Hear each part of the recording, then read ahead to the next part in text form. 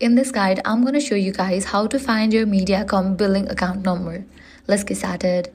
First, the easiest way is to check your bill. If you have a paper bill from Mediacom, your account number is usually printed at the top section of the statement. If you are using online billing, simply log into your Mediacom account on their official website and you'll find your account number displayed on dashboard or billing section. Another way is to find through your email. If you have received billing emails from Mediacom, open any recent invoice or statement and you should see your account number listed there. You can also check inside the Mediacom mobile app if you have it installed.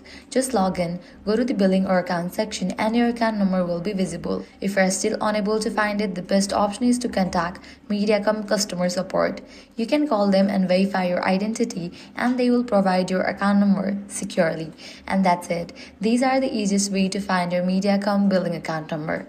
If this guide was helpful, do not forget to like, share and subscribe.